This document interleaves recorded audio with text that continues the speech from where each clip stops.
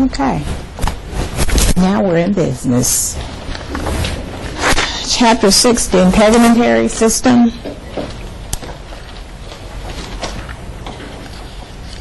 I'm going to hit on the high points on here. This is the largest organ system, the integumentary system. It makes up about 15% of our body weight. The integumentary system is the most studied system. The integumentary system, which is our skin, is more prone to trauma, bacterial infections, fungal infections, skin cancer due to radiation from the sun, burns, first, second, third degree burns.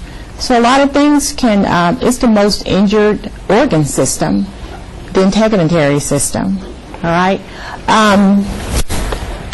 I think last week when you guys, I don't know if it was anybody in here, but do not get your accessory structures confused with the skin itself.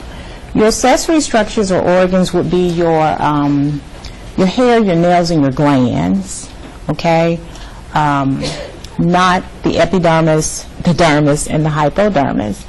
What are your accessory structures? Your hair, your nails, and what? Your glands. Exposure, I've already talked about skin is the most vulnerable organ. Receives more medical treatment than any other organ system. Have issues with your skin, who do you go see? A dermatologist. The study of what? Medical treatment of what? Integumentary system. Acne, blackheads, people get moles removed, they go to a dermatologist. Have a scalp condition, they go see what? A dermatologist. They have a hematoma, which we're going to talk about in this chapter. They go see what? A dermatologist. This figure right here is on your exam. I typically give it on as a quiz, a separate quiz, and I would put the score on Blackboard. But now this figure on your exam. The skin is a big thing in the nursing program. I know it is here. I can't speak for other schools. They really, really stress that students understand and know the integumentary system. All right? So you got to know the difference. You got to know where the epidermis is, which is your top layer. The middle layer is your what? The dermis. And you've got the bottom layer, which is what? The hypodermis. As you can see, there's a network of blood vessels, cutaneous blood vessels there, and the hypodermis, which is called your subcutaneous fat. Anytime you get a shot or an intramuscular injection, okay, that needle goes all the way down to this third layer, which is not really a part of the skin, but it is studied in conjunction with what? Your skin. Intramuscular subcutaneous injections right here in what? The hypodermis.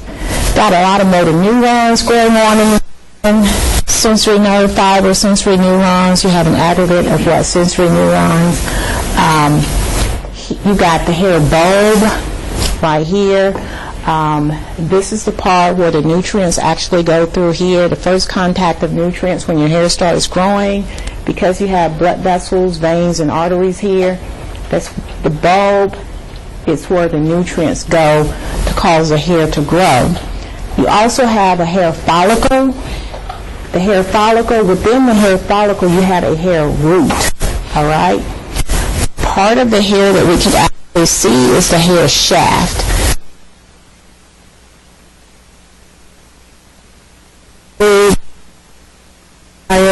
Which is what?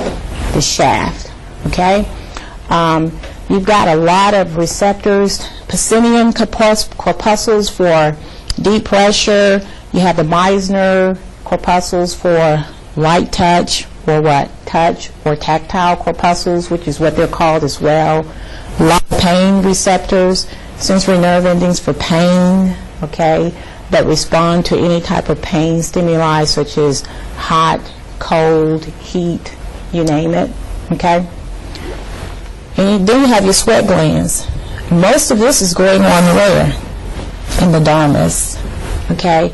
The dermis, as you can see, the blood vessels from the hypodermis, as you can see, goes all the way up to where? The the dermis. Okay? Veins, vessels, things of that sort. All right?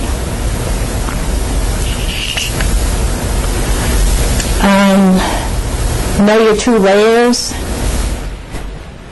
Epidermis, stratified squamous epithelium. That's a tissue from chapter 5, correct? Dermis, connective tissue layer. Which connective tissue layer are they talking about for the dermis? Because the epidermis is an epithelium. The dermis is a connective tissue. Which connective tissue do you think they're talking about? Who wants to take an educated guess? Is it dense regular or dense irregular? Is it dense regular? No. Dense irregular, right. If you go back to chapter 5, your tissues, and you find dense irregular, they're going to have a picture of the skin. The dermis is dense irregular what? Connective tissue. The dermis is where you get your stretch marks, which is on your test. Okay? Those white streaks that we get. Okay? There are a lot of pictures in this chapter. You can just ignore those. The hypodermis, like I said, is another connective tissue layer below what? The dermis. You need to know the difference between your thick and your thin skin. Both of them, your thick and your thin skin, is due to the relative thickness of the stratum corneum. The stratum corneum. The thick skin has a thicker layer of stratum corneum as opposed to your thin skin. Okay? I know thick and thin skin is on your study guide. Thick skin nowhere is found. If you look at the palms of your hands, if you touch the palms of your hand, the skin is very, very thick. All right? If you look at the soles of your feet, or if you touch your soles, palpate them when you go home, the skin is very, very thick. One thing you do need to remember about your thick skin does not have any hair. There's no hair in your hand, so there are no hair follicles. Okay? There are absolutely no what? Sebaceous glands. People don't have oily palms or oily feet, okay? But you do have sweat glands. Some people have the wettest palms. You do? Yeah. Sweaty palms. Some people have sweaty, stinky feet. All right? Thin skin, of course, is found all over the rest of the body. Here you got sebaceous glands, sweat glands, and what? Your hair follicles, right? Okay.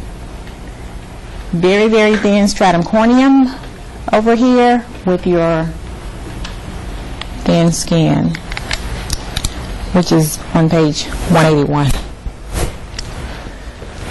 Your skin is thinnest, guys, around your eyes. If you pull the skin or touch the skin around your eyes, the first signs of aging will occur around the eyes. You get the crow's feet, okay? The skin is thinnest. I hope you remember that for your test. The skin is thinnest around. But you're going to listen to the lectures too, right? Good.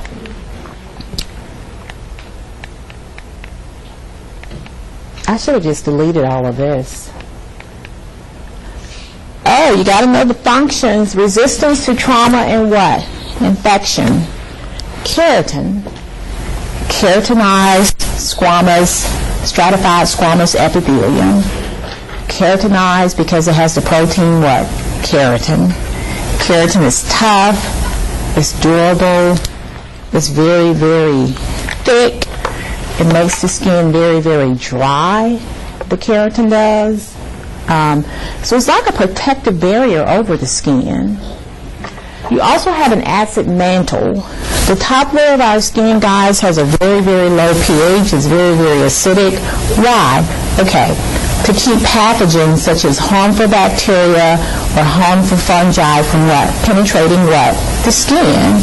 Because if you get a bad bacteria, okay, that can get into your system, that's not good. You know, it can lead to death. Okay? Other barrier functions, waterproofing. Okay. The skin, because of the keratin, it waterproofs the skin. It keeps you from losing too much water. For those of you that are avid swimmers, love to swim, it keeps you from absorbing too much water, so you won't burst. Okay. Protects us from ultraviolet what? Radiation. Type A and type B rays, guys, can damage your DNA, cause a mutation in your DNA, which could lead to skin cancer. All right? We're going to talk a little bit more about that as we go. Blocking much of this cancer-causing radiation from reaching what? Deeper tissue what? Layers. Barrier to many potentially harmful what? Chemicals. Pesticides. Poison ivy. Asbestos. People die of cancer all the time because they work in an environment where they're exposed to what? Asbestos. Paint in the house. Painting all the time. Inhaling that paint. Okay. A lot of those chemicals, household chemicals that we like to clean with, that's why people use those green chemicals, that's why people use organic chemicals, and they really don't have a scent to them. A lot of those chemicals can penetrate your skin and damage organs in the body. All right? It is, however, permeable to several drugs and poisons. Make sure, guys, you read about transdermal absorption. Okay? Where they're talking about patches. Transdermal absorption, of course, is on page 182 of your textbook. Vitamin D. I had a student the other day, they had to do find an article and critique it or do a summary of it, and she chose vitamin D. Her doctor says, you don't have enough vitamin D in your body. So he put her on a vitamin D supplement, okay? Vitamin D is important for strong, healthy bones. The skin is the first step, okay? She and I were talking, and I was telling her, I says, well, you only need to spend, studies indicate, you only need to spend about 15 minutes per day to make enough vitamin D in the body. Not an hour. We're not trying to get skin cancer, people, okay? Not 2 hours, 15 minutes. But her thing was, she was telling me, she says, well, I was reading this article and it says that people are not spending any time in the sun anymore because of skin cancer. They're not making enough vitamin D. They can't drink the milk that has the vitamin D or eat the yogurt because they're lactose intolerant. Okay, so she's saying more people now have osteoporosis, which is true. So they don't have, the cancer rate is down, osteoporosis is what? We're going to talk about osteoporosis in another chapter. So vitamin D, your skin is the first step, and then of course that vitamin D gets converted to, we're going to talk about a hormone called calcitriol in, I think, chapter 7. Your liver and your kidneys are involved in that, okay? Skin is more extensive, what? Sense organs. Lots of what? Sensory nerve fibers, or sensory nerve what? Endings. I could blindfold everybody in here. If I blindfold you, because of the abundance of sensory nerve fibers that we have in our skin, I could take whatever object that I want, whether it's a cotton ball, a Q-tip, something that has, I don't know, texture to it, a brush or something, and touch your skin, you'll be able to tell me what it is, or at least what it feels like. You'll be able to what? Describe it. You don't even have to see it, all right? Because of the abundance of what? Sensory nerve endings. Even the lightest touch of a mosquito, if you feel something crawling on you, on your skin, you don't have to look at it. You know it's there. You just flick it right off, right?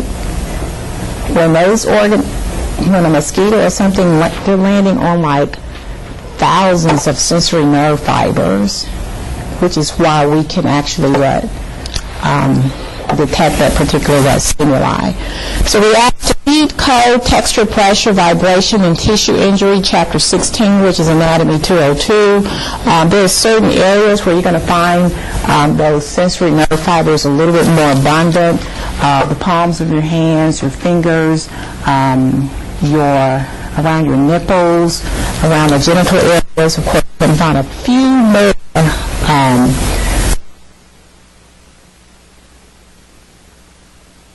we've already talked about thermoregulation. Thermoreceptors are receptors that control the temperature of the body. Keeps the body from overheating, keeps the body from underheating. That's a word. How?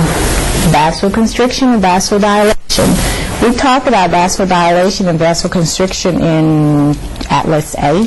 Remember? Negative feedback.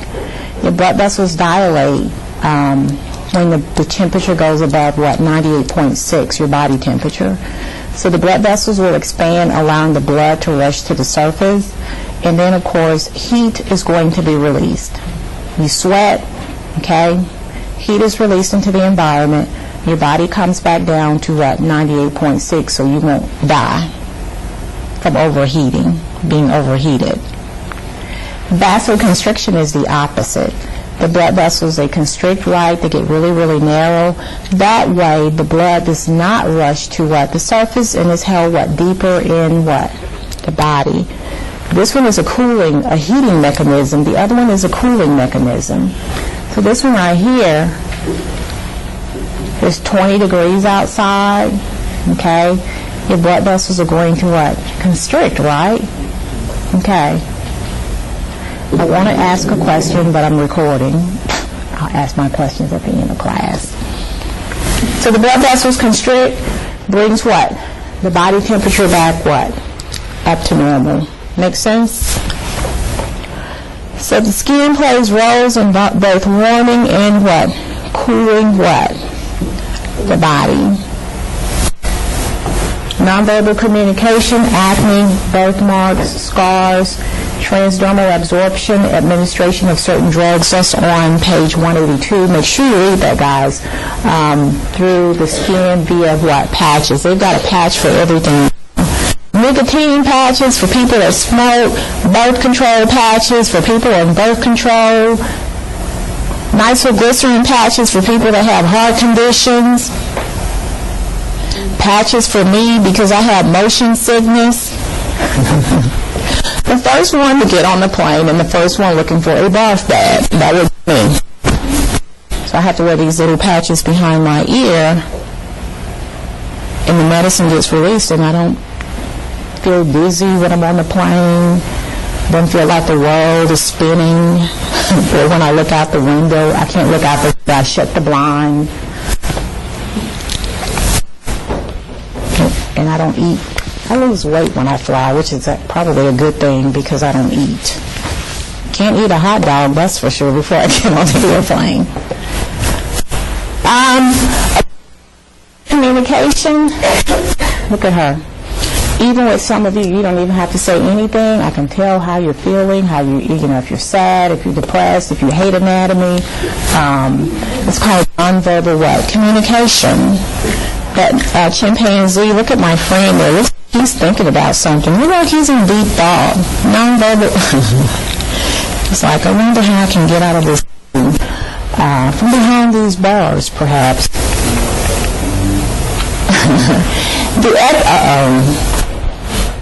Please. Okay. We're about to talk about those 5 layers that you see on chapter 1 on page 183. I think. Okay. How does thick skin differ from thin skin? I talked about that. Study figure 6.1. Study figure 6.3, which is on page 183. Okay? And then I put in parentheses, there's only one question from this figure, don't fret. In other words, don't spend all of your time looking at that picture and get one question right. But the question I put on there, you'll be able to you'll figure it out. So here you go. Please remember the tissue.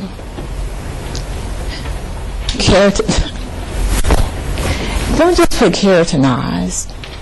Don't just put squamous. Don't just put epithelium. You've got to put 1, 2, 3, 4 words here to get it right. So when I run it through, so when I run it through that Scantron machine, because you put the entire word, it'll mark it right and not wrong. So you won't have to ask me, why did I get this wrong? Dead cells at the surface packed with tough, what protein called keratin. There are no blood vessels, guys, in the epidermis, so any type of nutrients, CO2, oxygen, things of that sort, has to come by way of an underlying highly vascular tissue called the areolar tissue. Remember that. The areolar tissue. Any type of waste has to leave the epidermis. But dermis, which has a lot of blood vessels, from an underlying connective tissue, which is your dense irregular what? Connective tissue. Stem cells, you need to know the difference between keratinocytes and melanocytes. These are 5 types of cells in the what? The epidermis. Whenever you see cytes, what does that mean? All right. Keratin, or skin cells, right?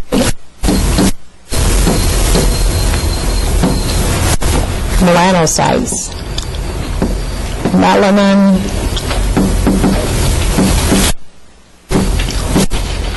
Producing cells, right? What are adipocytes?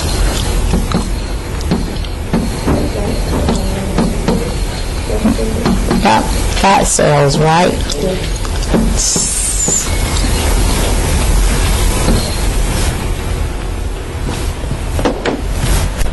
Keratinocytes, guys, they're the ones that make what? Keratin. Top layer of the skin. Melanocytes produces that brown to black pigment called melanin in the skin. Occurs only in the stratum basale. If you look at figure 6.3, you can see it in the it looks like a little chocolate kiss, a little chocolate Hershey kiss with a nucleus in the middle. How cute is that? That's your melanocyte. So the melanocyte, of course, is in the stratum.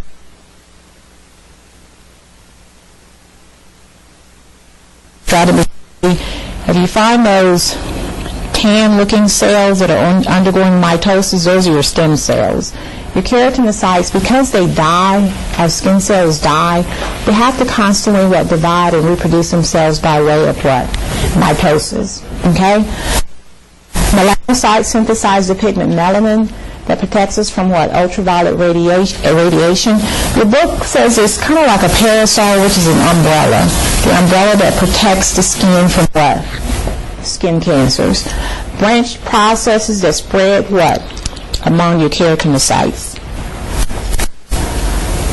Tactile, you need to know the difference between your tactile and your dendritic or your Langerhans cells.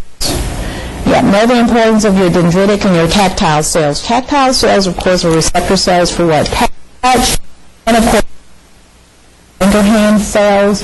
Those are cells that alert your immune system when any type of pathogen is trying to penetrate the skin. If you have an open break in your skin or a nick in your skin, it's really, really best that you cover it up with a bandage, okay? Because bacteria are just waiting for that skin to open so they can get in and have a field day. All it takes is just a little bitty nick, okay? These right here are found in your stratum spinosum and your granulosum. They stand guard against what? Toxins, microbes, and other pathogens that what? Penetrate the skin. They have those at Greenland that you see on page 183. That's my friend. And it's right there in that one of those, in those top layers, starting with your stratum spinosum and your stratum what?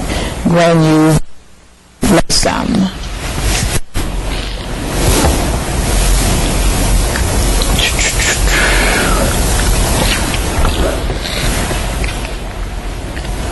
And here you have it here. Okay, I'm about to ask some questions. I'm going to put this thing on pause.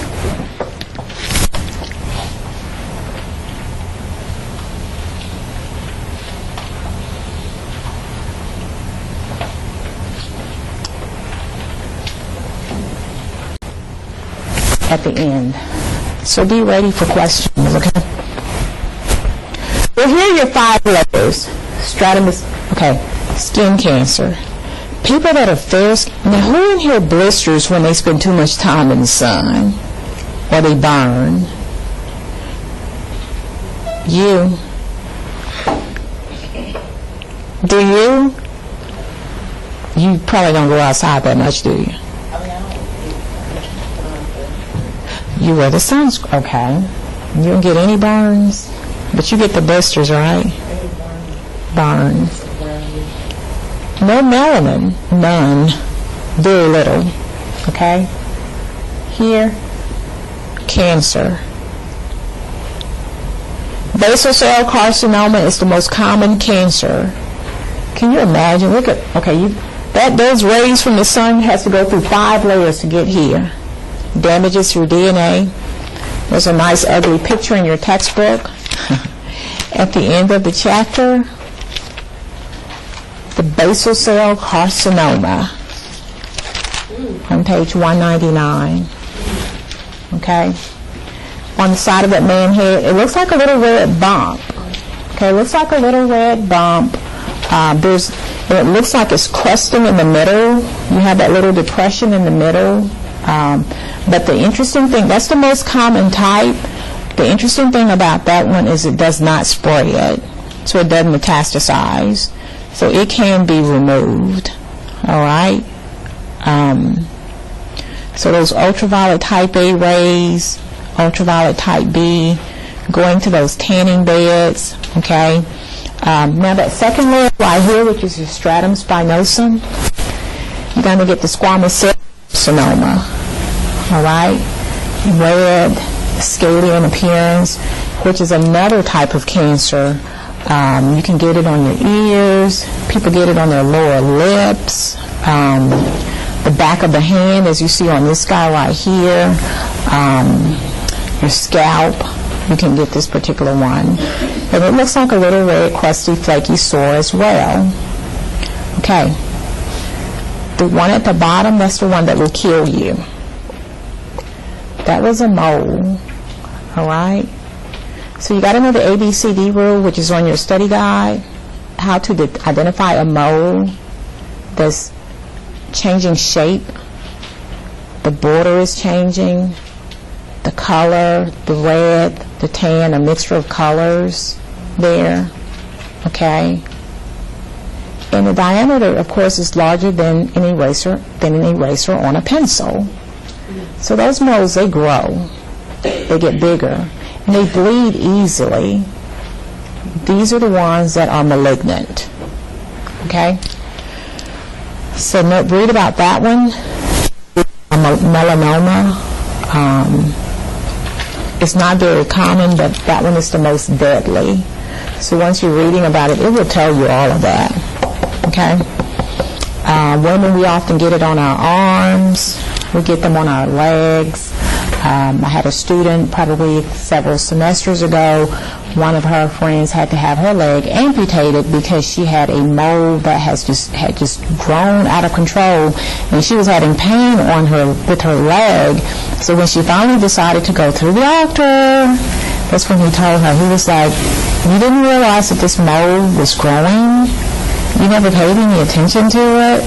So they had to amputate her entire leg because the cancer, that mole, the cancer had metastasized through that leg, and she had to get it amputated. So you have to pay very, very close attention to. You have to watch them, okay?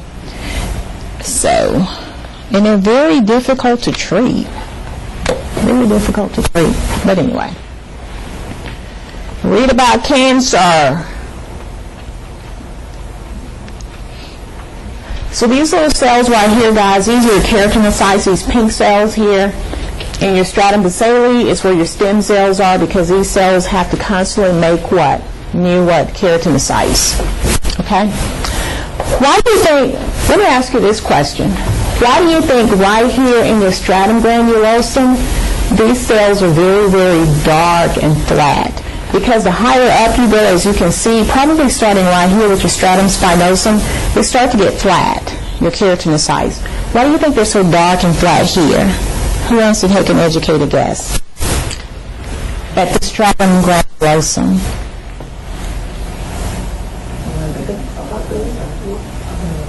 Melissa?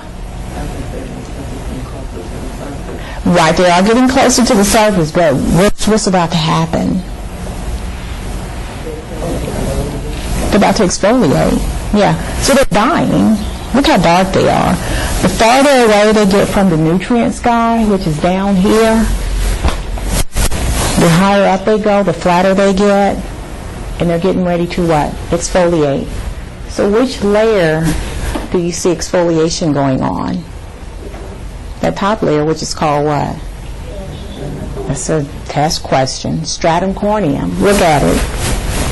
Just as flat, nothing there. No cells. Flat. It's flaking off, right?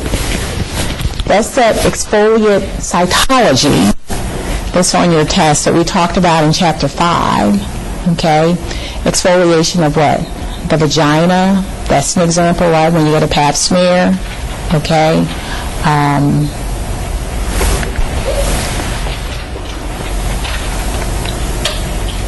So there's your stratum basale. I don't think this one is on your test. Your stem cells, of course, have to replace the lost epidermal cells, which are your keratinocytes here.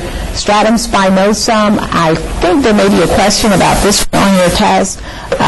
This one is the second layer up from the stratum basale. This one has a spiny appearance to it, hence the name spinosum. It's due to shrinkage of those keratinocytes, okay? So what happens is when you, I think your book says histological fixatives. In other words, when you stain this particular layer here, when it gets stained, okay, the cells, they start to shrink and they take on a spiny appearance, okay? They don't detach from each other or separate from each other because they're held together by that tight junction called desmosomes, okay? But as you can see, they do get what? Flatter as they're moving up what? Towards the top, okay? Stratum spinosum. Number 2, second sentence. The deepest cells of your stratum spinosum remain capable of mitosis, but as they are pushed farther upward, they cease what? Dividing. Therefore, the higher up you look in the stratum spinosum, the flatter the cells appear. That's where you find your dendritic cells. Moving over to the next column. Keratinocytes are firmly attached to each other by numerous what? Desmosomes, which partly account for the toughness of the epidermis. Histological fixatives shrink the keratinocytes so they pull away from each other, but they remain attached by the desmosomes like two people holding hands while they step farther what? Apart. So they don't separate, they just look spiny. Okay, they shrink. Okay. Stratum granulosum. Oh, this one is a big one right here. This one is a big one.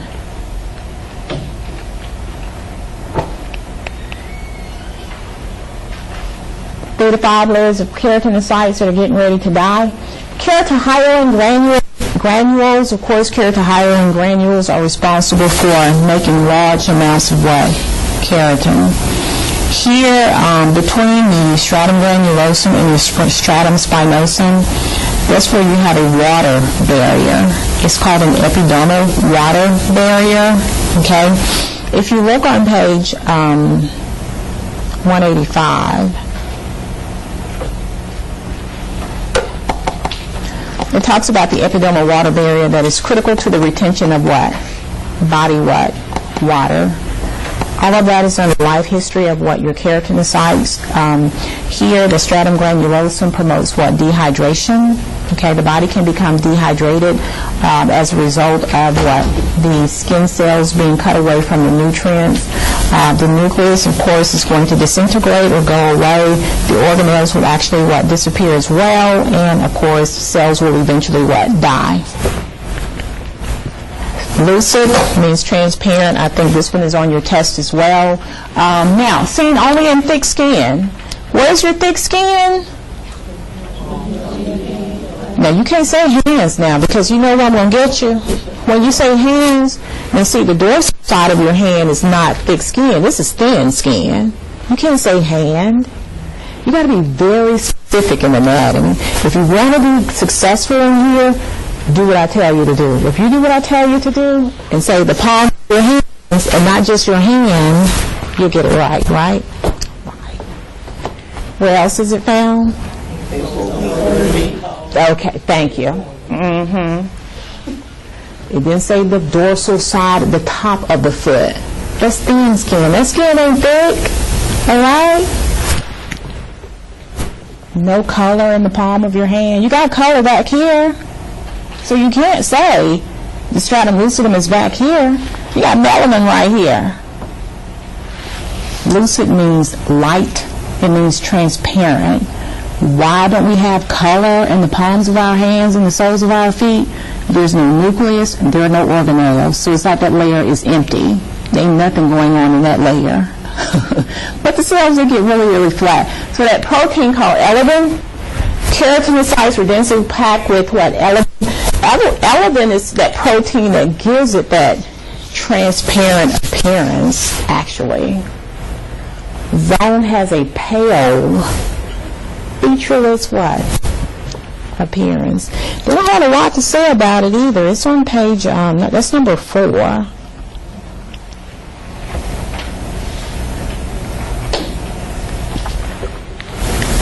And you know this one is going to be on your test.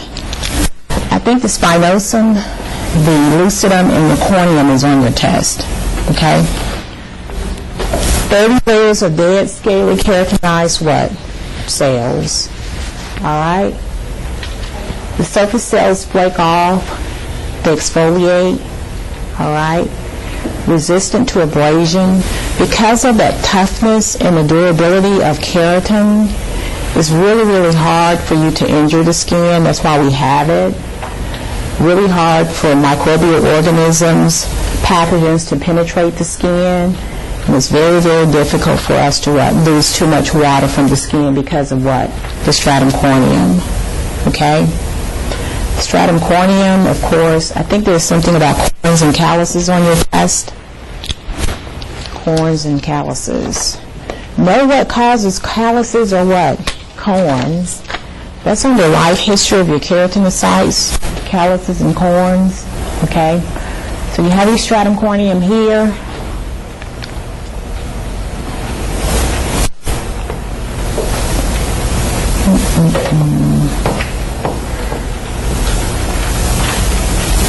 So we're about to talk about your life history of your keratinocytes.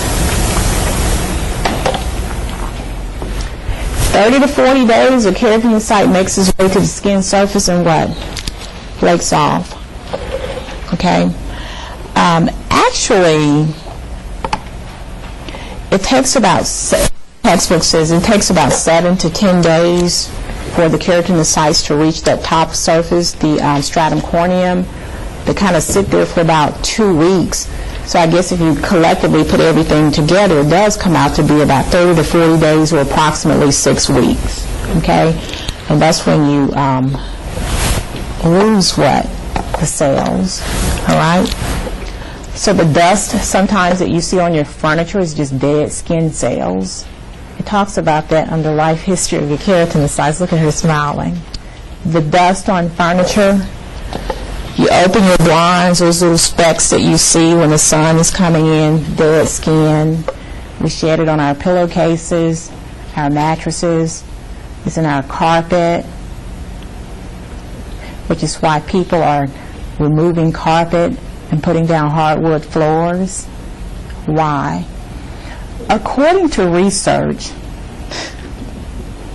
here I go with my research. According to research, you see that little green, ugly creature? I call it a creature. It's called a dust mite. Dust mites feed on the dead skin. We can't see them. Probably have thousands of them. Probably millions, perhaps. Just depends on how many people you have living in your house. Feeding on that dead skin. And when they defecate, and we inhale the feces. So research says that's why so many people have asthma now. They're inhaling the feces from that creature that looks like it has about 10 legs in the front. Yeah. The dust mite. The dust mite. Dust mite. Hence, dust mite. Okay. Dermatophagoides. That's the scientific name for the dust mite. So that thing you see on the green thing, yeah, it eats the dead skin. Ugh. Makes sense? As we age, guys, exfoliation slows down a little bit. Okay? Let's take a break, and we'll finish this when we come back. If you have questions now, I'm going to pause this for you. And you can take a bathroom break or get you a snack or something.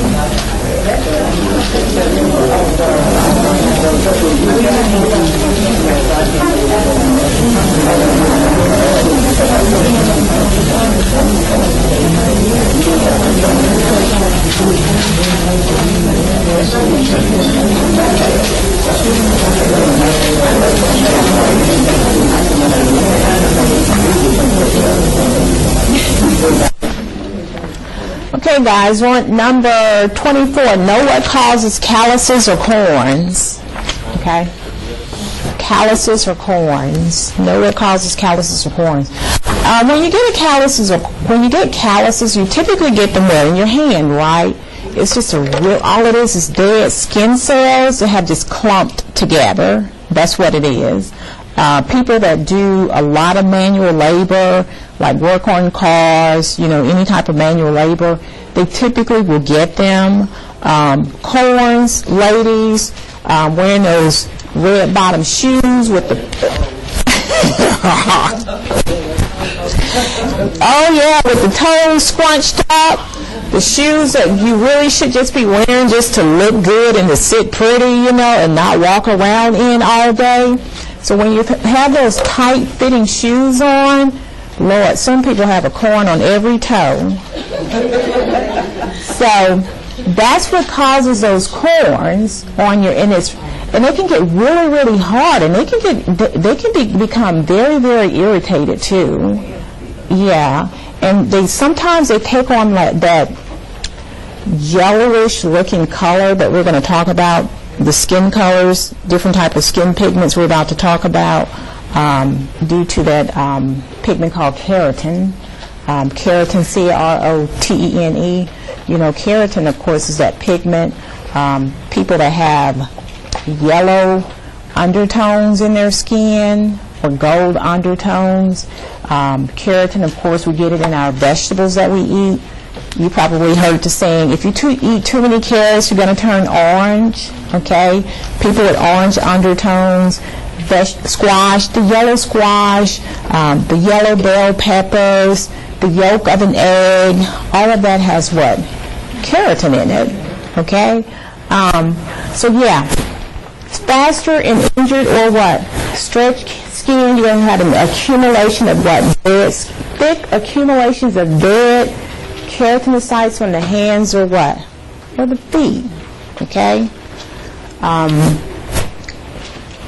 As we age, the dividing of those keratinocytes, they slow down in old age. You've probably seen elderly people, their heels that has a lot of thick, scaly skin on it, white, ashen-looking skin.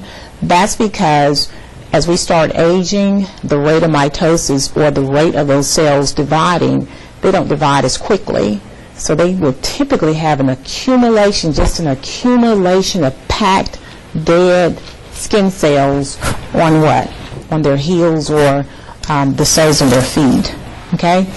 That's number 24. You need to highlight it in your book. Know what causes calluses or corns, which is on page 185 at the very top. You got it? All right. Membrane-coated vesicles. That's when they start getting flat.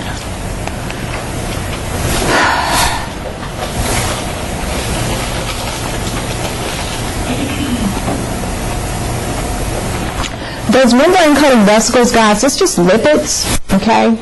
It's a lipid mixture that can cover the surface of the body, waterproofing the skin. You know, when you put a lipid or something on your skin, and if there's water on it, it's going to bead up and roll off, right? So the lipid is good to have because it waterproofs the skin. As I told you before, between your stratum granulosum and your stratum spinosum, you have a water barrier. That's where the water barrier is. Prevents dehydration. I don't think it's on your danger from your textbook. Cells above the water barrier of the stratum spinosum. That's when your cells start getting really, really, really flat because they're being cut away or cut off from what? The nutrients. That's when they die, and that's when they what? They exfoliate, right? Dead cells exfoliate dander. Dandruff, people get dandruff. All it is just dead skin cells from the scalp. Okay, remember we shed our what? Skin, right? When it dies every what? 6 weeks. So when you got that dead skin from the scalp that mixes with the sebum or the oil that's secreted from your hair, and it leaves those little clumps of what? White flakes. You got it? Okay. Clumps of dander stuck together by sebum or what? Oil. What kind of gland secretes sebum? Sebaceous gland. What they call them in chapter 5? Holocrine. Good.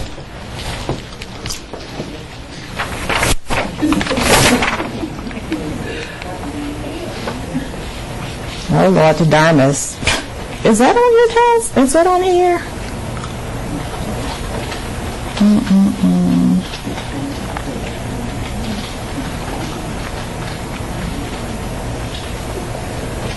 And then number 27, which layers or strata of the epidermis cancer affect? I just you. Which of those 5 layers does cancer affect? The stratum basale, spinosum. Yep, those bottom 2, right? Your stratum basale and the stratum what? Spinosum. All right? That's on your study guide, guys. Now your connective tissue layer beneath what? The epidermis. Look at the range of this is low, 0.2 millimeters around the eyelids. Remember I told you that the skin was thinnest around your eyelids, it's particularly what the dermis. Now look, you have all of those protein fibers that was just on that concept map. What are your protein fibers that we talked about in chapter 5? Reticular, collagen, and what? Elastic, right? The dermis, guys, is composed mainly of collagen with elastic fibers, reticular fibers, and fibroblasts. Fibroblasts are stem cells, too. Remember we talked about, well, I mentioned it a little bit, chapter 5.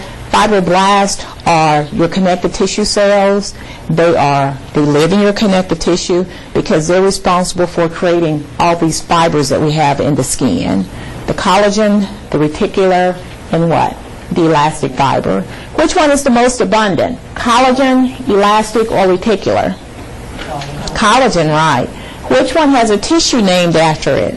Reticular tissue has what? Reticular fibers, also with what? Leukocytes, right? Very good. So, you got your blood well supplied. Sebaceous glands and your what? Your nerve endings. I think I was reading, grading you guys' labs from for this chapter. You can get those watery blisters, and you can get blood blisters. The bloody blisters come from which layer? Because I think some students were a little confused about that. The epidermis or the dermis. Which one has blood vessels? The dermis, right? Epidermis doesn't have any blood vessels. Remember, it's avascular. Okay? So when you damage the top layer of the epidermis, it gets to watery, little water pockets, those watery blisters. Okay? But the dermis, you're going to get what? The blood what? Blisters. Okay? All right. So the dermis, guys, because it has those collagen, reticular, and elastic fibers, as we age, it gets thinner, the skin starts to sag, people get collagen injections. You hear about collagen injections all the time.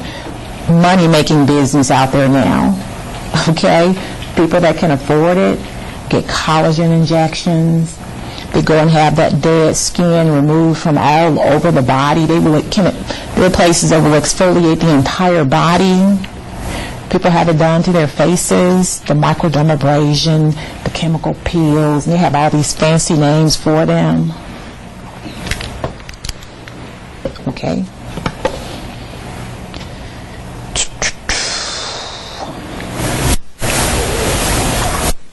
Piloerector muscle. What is that? What's a piloerector muscle? Let me just ask you this, because I think that was on your lab too. Here, guys, in your dermis, you have hair follicles, you have the hair root, you got nail roots as well. You have a type of smooth muscle. What are the three types of muscular tissue? Skeletal, cardiac, and what? Smooth. Okay? Which one is involuntary and non-striated? Smooth, right? Which one is striated and voluntary? Skeletal. Which one is striated and involuntary? I know that's a lot to remember. No, it's not. Piloerector muscle, erector pili muscle, associated with hair follicles. If you look back at figure 6.1, you'll see that muscle is attached to what? A hair follicle. Okay. It has no apparent function, no function at all in us. What causes the goosebumps? Kayla? Why do I keep calling you Kayla? Is it Kayla? Michaela? Ashley? What is it? I can remember. Why can't I remember that? Aaliyah Parker, right? Aaliyah, why do we get goosebumps? What happens for that to happen? Yeah, cold, fear. Those hairs stand straight up in an erect position, right? Embarrassment, okay? Friction ridges. Now, you can just read about the dermal papilla in the epidermal ridges. They're on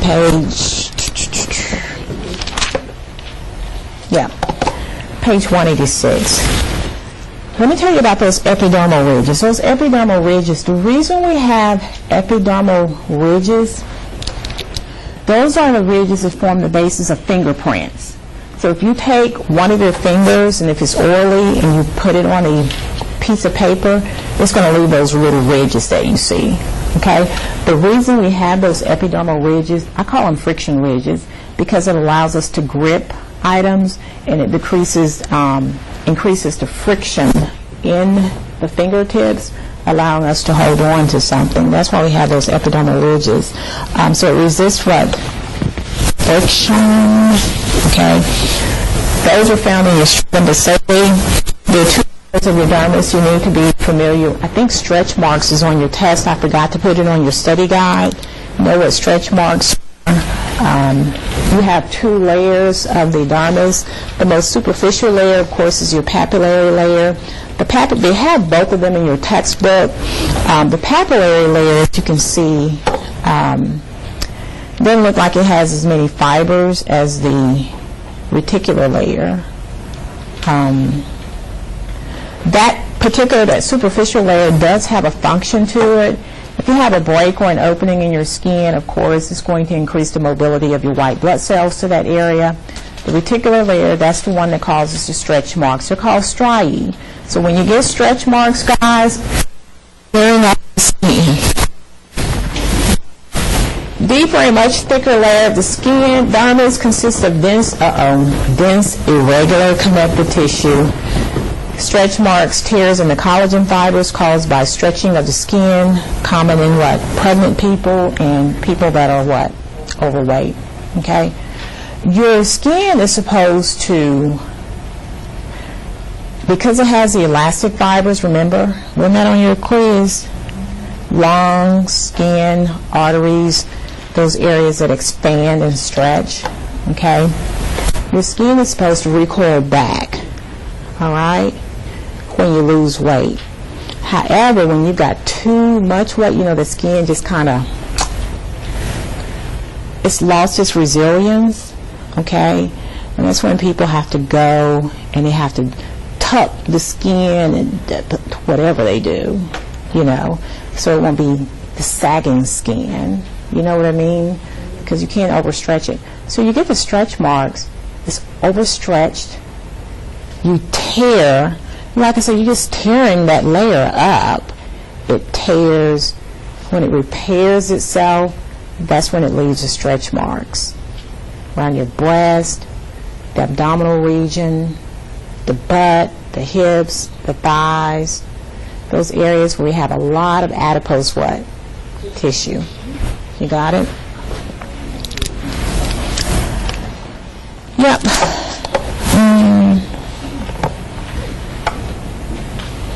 So, has anybody had lipo? Probably, you probably wouldn't tell me anyway. If you like when you have liposuction, they take that little suction and they just tear that fat up. Those adipocytes, those fat cells, that's what they're just like crumbling them up so they can suck it out, and they're just sucking it and tugging it. And the skin is very loose once you've done it.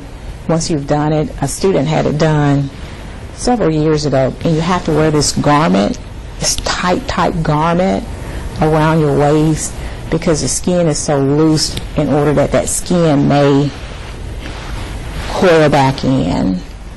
You got it? But don't waste your money on liposuction, because the areolar tissue, remember I told you, can convert to adipose tissue. All right. Ooh, hypodermis. On your study guide, what does it say? Read the section on hypodermis, number 24. What page is on? Oh, hypodermis, right here on page 186. Hypodermis or subcutaneous. Subcutaneous means it's beneath what? Your skin, right? Cutaneous means skin. Remember in chapter 5 I mentioned the cutaneous membrane? All it is what? Skin, right? So you have a subcutaneous layer over here. Here is often referred to as a blood reservoir. Has a lot of areolar and adipose tissue in this particular area here. As you can see, past the body, binds skin to what? Underlying tissue. You have fascia, your muscles in your skin that actually binds your skin to what? The muscles. Drugs introduced, like I told you before. Subcutaneous injections or those hypodermic needles, of course, the drugs is introduced to that particular layer because it's highly vascular. Look at all those blood vessels. And of course, you have the subcutaneous fat, which is an energy reservoir, thermal insulation. And of course, women, unfortunately, we have more of it than men. Okay? It's more abundant, certain areas of the body, the breast, the abdominal region. Now, the abdominal region, men have just as much of that subcutaneous fat than women, because men have big stomachs too, don't they? Yeah. Says amen. So yeah, the men, their shoulders, well, they get the love handles too. This little part right here that kind of hangs over the pants, the waist. So, read that. We don't have a lot to say. Let's look at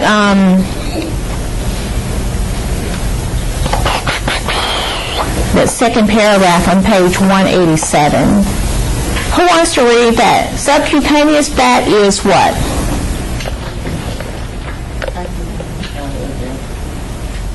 Read the entire paragraph. Don't everybody read at the same time.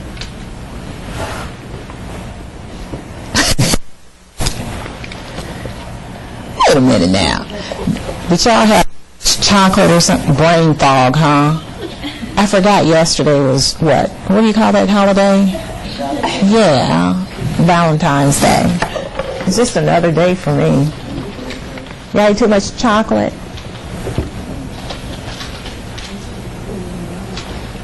Subcutaneous fat is hypodermic composed predominantly of adipose tissue. It serves as an energy reservoir and thermal insulation. It is not uniformly distributed. For an example, it is virtually absent from the scalp, but relatively abundant in the breast, abdomen, hips, and thighs. The subcutaneous fat averages about 8% thicker in women than in men and varies with age. Infants and elderly people have less subcutaneous fat than other people and are therefore more sensitive to cold. So it says virtually absent from what? The scalp. People that have no hair, like men that have shaved their heads, which is why they wear a lot of the skull caps and things of that sort in the wintertime, is to keep the heat sealed in because there's no fat, there's no insulation there. So the air comes out, okay, and then here's the cold. And in the summer, you have to cover it up to keep it from being by the sun. What I mean? Okay, so make sure you know where drugs are injected. Oh, melanin, my favorite my favorite color. Okay. Melanin, most significant factor in skin color. That's that brown to black pigment, guys, that's in your skin. Melanin, of course, has several roles. Melanin, of course, colors the hair. You have eumelanin, pheomelanin. Please, guys, make sure you read about eumelanin. It's not going to be on your test, I don't think. But eumelanin, pheomelanin, of course, gives color to the hair, the iris, or the pupil of the eye. Of course, you have what? Melanin there as well. Know the following terms: melanin, eumelanin, pheomelanin. These are skin pigments. Hemoglobin, yeah. That's number 26. Eumelanin, brownish black. People that were born with dark hair, not the Miss Clairol, not the dark and lovely from the box, okay? The hair that the color that you were born with, not the bleach. You have what? Eumelanin. If you look on page 192 of your textbook, they're showing you the variations in hair color due to eumelanin and, of course, what? Pheomelanin. Okay? So you have three layers, guys, around the matrix. You have the cuticle, you have the cortex, and you have what? The medulla. Now, if you look at that dark hair, okay, that person, the black straight hair, she has a lot more what? Eumelanin. Okay? People with really, really dark hair have eumelanin. Okay? Pheomelanin, of course, is common in redheads and people with blonde hair. If you look at the pheomelanin, I think, is that the redhead? She's got a little bit of what? Eumelanin, but she's got a heck of a lot more of what? Pheomelanin. The same thing with the person with the blonde hair. She's got probably looks like 3, 4, 5 eumelanin pigments, but she's got a lot of what? Pheomelanin pigments. Those are pigments, okay? Of course, as you can see with the gray hair, okay, it's just space right there in the matrix. So as we age, okay, the graying of the hair starts. Melanocytes are not producing what? Melanin. According to research, This is gray hair. It's not gray, but they give it the name gray. This is transparent hair because there's no melanin there, but they just call it gray hair. I don't know, somebody on the streets probably said gray hair. This is okay, we'll accept it. Okay? So the melanocytes decrease as we age. The hair color changes. We don't have what? Any melanin. Just air. Airspace. In the what? In the matrix. Accumulation. There's keratinocytes of the stratum what? Basale and the stratum what? Spinosum. Looks like a little chocolate kiss. Now, here's where you're going to learn why there are variations in skin color.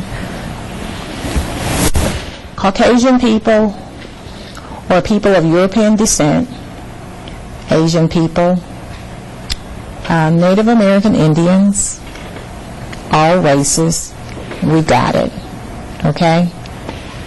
We have these cells, look, people of different skin colors have what? The same number of what? Melanocytes. You're born with them, just like we're born with those adipocytes, right? They just get bigger, right? So what's the term that's used to describe when you have an increase in the size of a cell?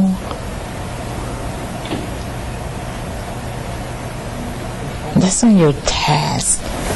I should have put that on the quiz. Hypertrophy. Exactly. Hypertrophy. Yeah. But, you know, we have those melanocytes, guys, but our race, we can see the color through our epidermis because it goes through all the layers of what? The epidermis, all 5 layers. Caucasian people, you can't, they have it. They produce melanin too, but it doesn't go beyond the layer of the stratum basale, which is why we can't see color in them. All right? There's only one group of people that don't produce melanin. And what are they? Albinos, which is on your test, by the way. Exactly. So they've got the cute little African-American girl in your textbook. What page is that on? This cute little Caucasian boy. Okay? And they're showing you, page 188. Dark-skinned people. Okay? Produces greater quantities of what? Melanin. So the darker the skin, the more melanin. So a great advantage of having dark skin is it reduces your risk of getting skin cancer. It reduces your chances of blistering when you go out in the sun. It reduces your chances of having what? Sunburns when you go out where?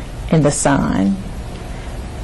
That's those of us that have some melanin. A lot more. Some of us has a lot more than others.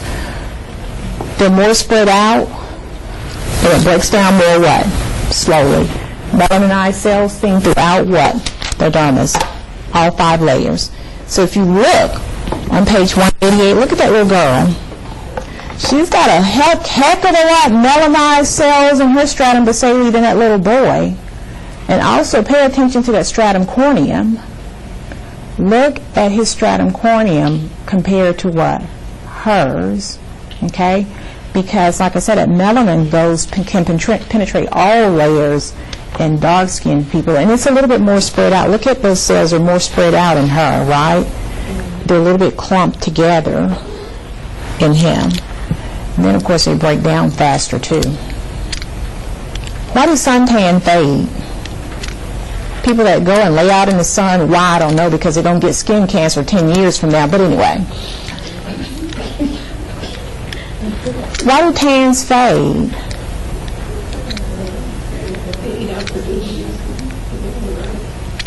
Huh? You don't produce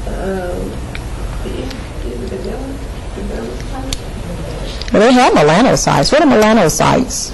Those are melanin-producing cells, right?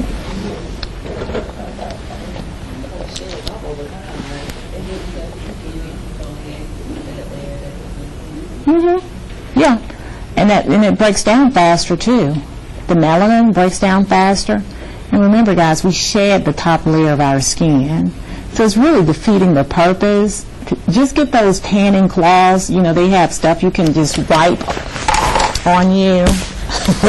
You're better off doing that, okay, as opposed to consistently going out, because they're going to fade, just like a tattoo, right? Tattoos fade. What did I just say?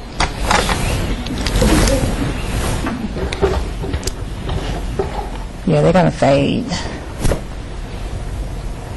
Dark-skinned people.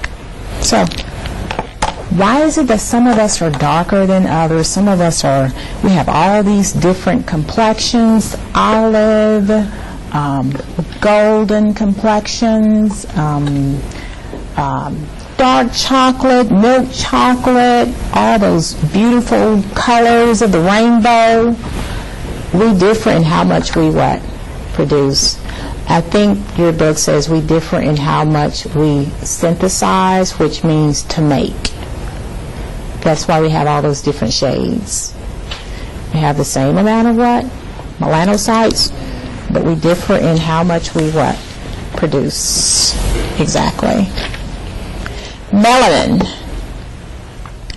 Page 187. People of different skin colors have essentially the same number of melanocytes, but in dark skin, the melanocytes produce greater quantities of melanin. The melanin granules and the keratinocytes are more spread out than tightly clumped, and the melanin breaks down more slowly. Thus, melanized cells may be seen throughout the epidermis, from the stratum basale to the stratum corneum. In light skin, the melanin is clumped near the nucleus of the keratinocyte.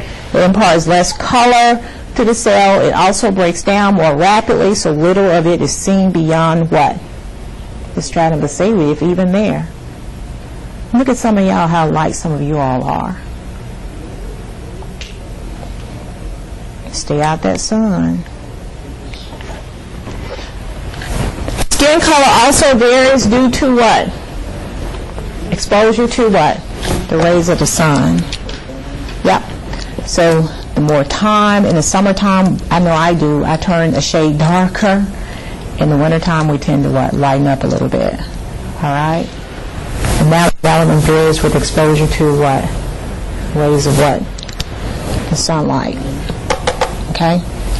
Which stimulates melanin synthesis and darkens the skin. That's why people lay out in that sun. They go to the beach or they lay out beside those pools, right? To make the skin darker. Suntan phase. Why? As melanin is degraded in older keratinocytes, and as the keratinocytes migrate to the surface and exfoliate.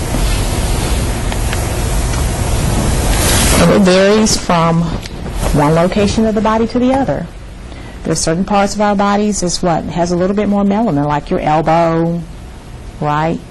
The areola, ladies, around the nipples, right? Moles, all that. Moles have a lot of melanocytes in them. That's why they're dark. Freckles, all right? You guys with me so far? Melanin, eumelanin, pheomelanin, hemoglobin. It's a pigment of the skin. Aaliyah has red to pink hues in her skin. So she has more of this pigment. Now you know what hemoglobin is responsible for transporting oxygen through the blood, right? Okay. People with the reddish to pinkish hue to the skin, it's really that hemoglobin that's actually just in the blood vessels, which gives the skin that reddish to pink hue to it. Those I call them undertones. People that have those red undertones, yeah, reddish to pinkish hue to the skin. Some people's lips are red. Okay, look at her red lips. What's your name? Catherine. Look how red her lips are. Hemoglobin. The blood vessels, the skin on her lips is really, really thin. Okay, so you can actually see the blood that's on the surface. That's actually shining through. All right? Hemoglobin shows through more what? Vividly on what? The lips. Keratin. Brianna Perez may have a little bit more gold tone to her skin. Keratin. Yellow pigment acquired from egg yolks and what? The vegetables that we consume. So people with those gold hues, those yellow hues, those bronze hues, those different, I call them earth tone colors to their skin, is due to what? Keratin. All right? Keratin also gives color to what? That's cutaneous fat. That yellow color that we saw in the hypodermis. Okay? It also gives color to corns and calluses. Some of them can have a funny looking color. Highly concentrated, we're in the stratum what? Corneum. Okay? You guys with me? You tired yet? We only have a few more minutes. Cyanosis. Is that on here? There are a lot of terms on here. Hematoma, jaundice. We talked about the piloerector muscle. Cerumen, guys, of course, is your earwax. Cerumen, earwax. Cyanosis is due to, that's when the blood is no longer red. It takes on a dark violet color or a blue color. People that are drowning, okay, the oxygen flow to the skin starts to decrease. There's a deficiency of oxygen flowing through the body. The skin will turn blue. People going into cardiac arrest, typically, if someone is about to have a heart attack or going into cardiac arrest, their lips especially will turn blue. Okay? Choking, drowning, a lot of lung disorders will cause the skin to what? To turn what? Blue.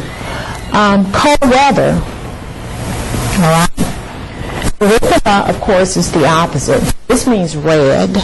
Okay? The oxygen flow to the skin, of course, abnormal redness of the skin due to dilated cutaneous what?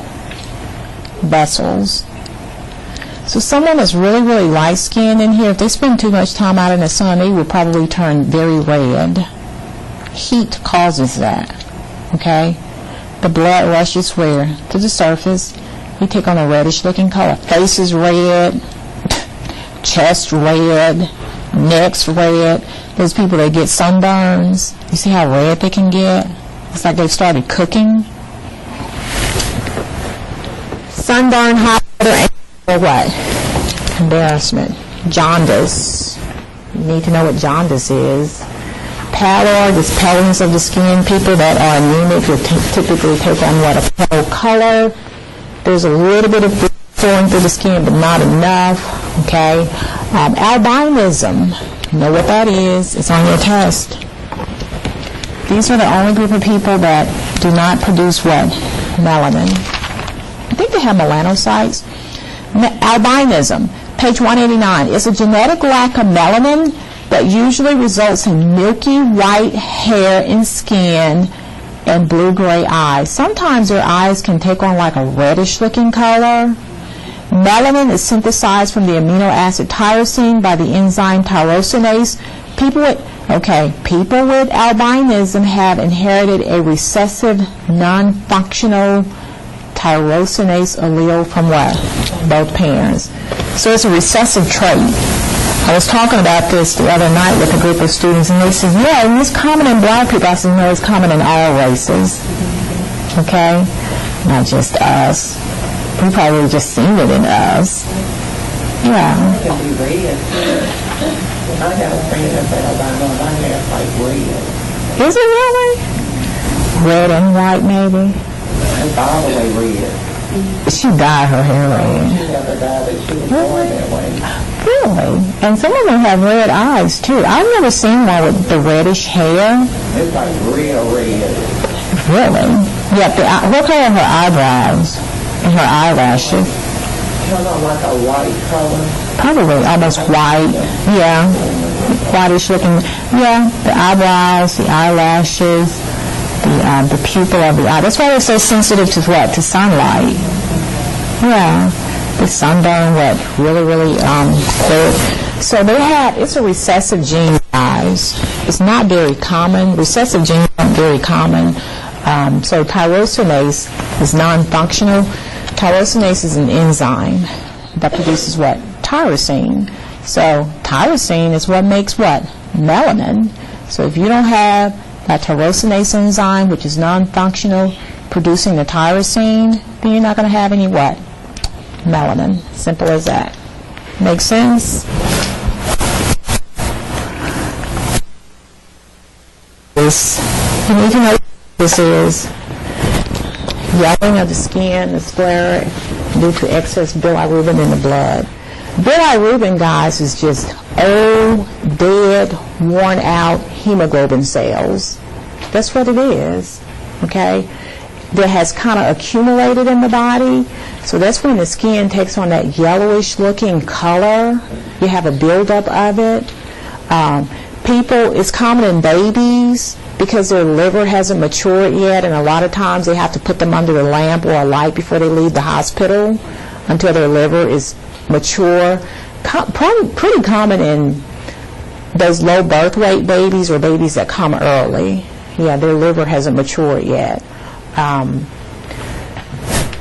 People that drink a lot, that have cirrhosis of the liver. Yeah. If you know an alcoholic, of course there's one in every family,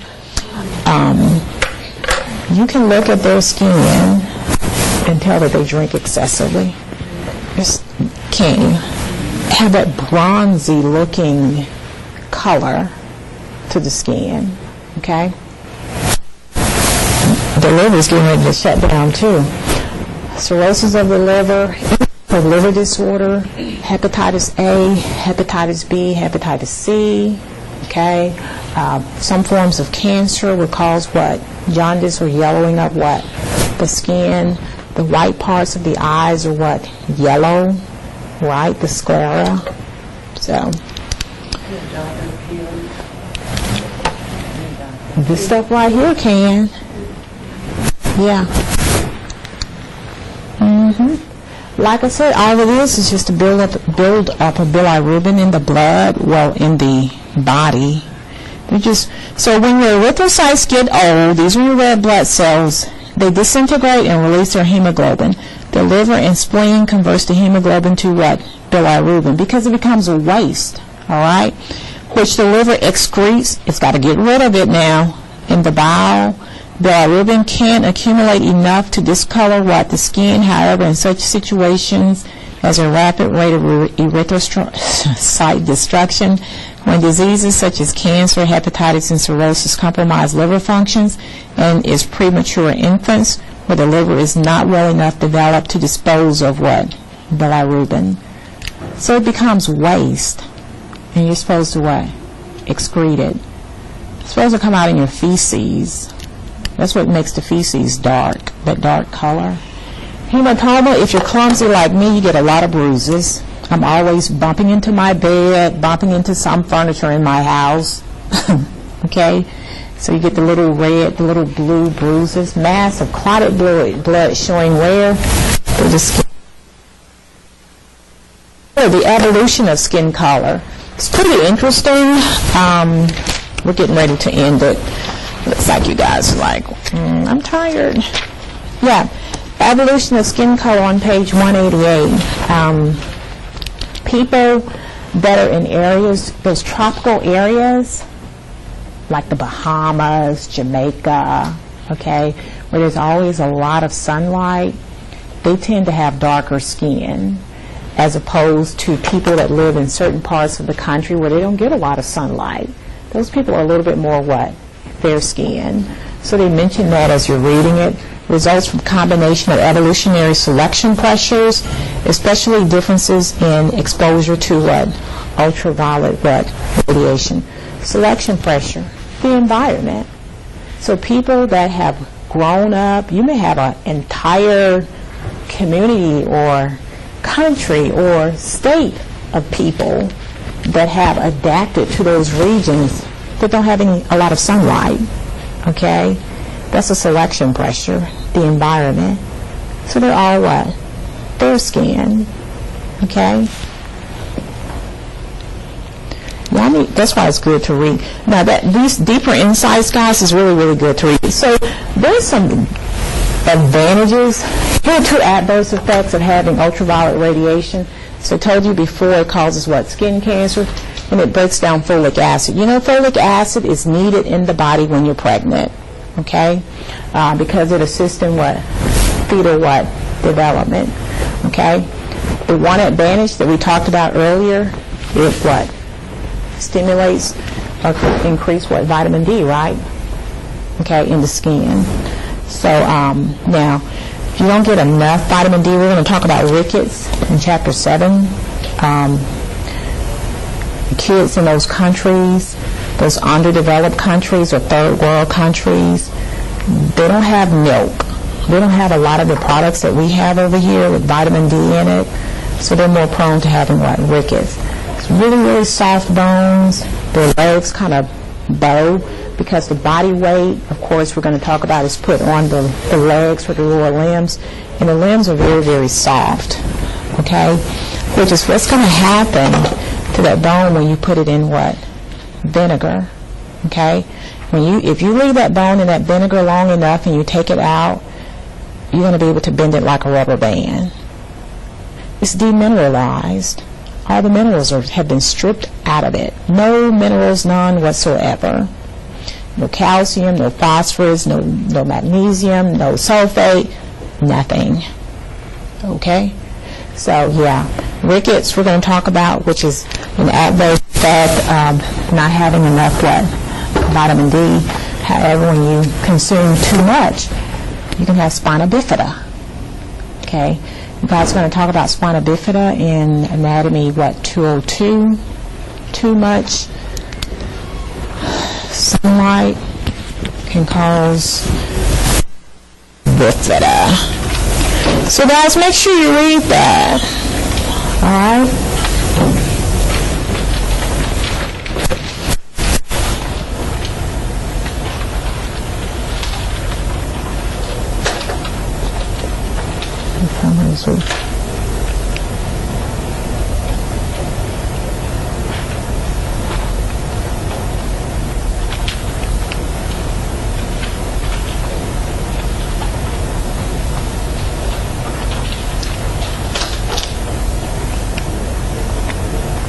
Talked about friction ridges.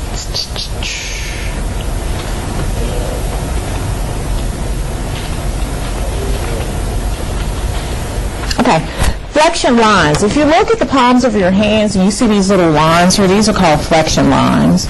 If you bend your elbow, you're going to see little lines. Those are called flexion lines.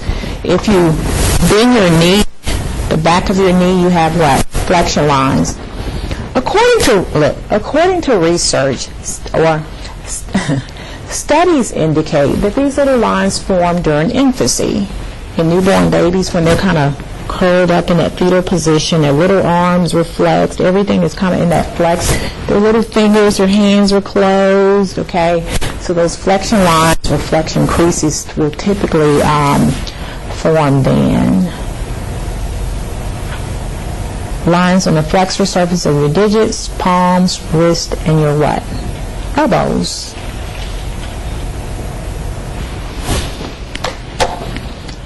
Any questions about anything?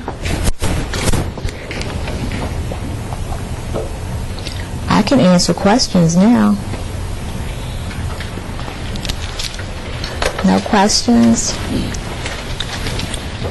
Y'all look like y'all are tired. So, how about we have a quiz next Saturday on Chapter 6? Because it looks like I've covered everything that's on here. The only thing I didn't touch on was first degree burn, a third degree burn, which burn is the most threat to life. That's easy. I didn't talk about number 27. So I did talk about number 26, melanin, all the way up to jaundice. I talked about a mole. I talked about the piloerector muscle. Yeah. All right. And then the following Saturday we have a test. Okay? So we are having another test next week. Chapter 6.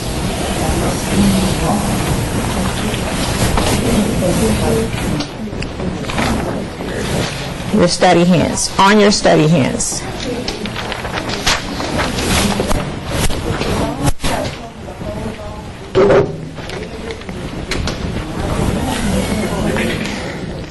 Yeah, the thing about the bone, someone was asking me about that bone earlier. Make sure you put it in a bowl or something, and like I said, get a very, very thin. Don't get the leg bone, the thigh bone. Don't get those really thick ones. Get a really, really thin one, and yes, you do need to cover it completely with the vinegar. You need to just submerge it in that vinegar, okay? Don't just put just a dab. You got to cover it.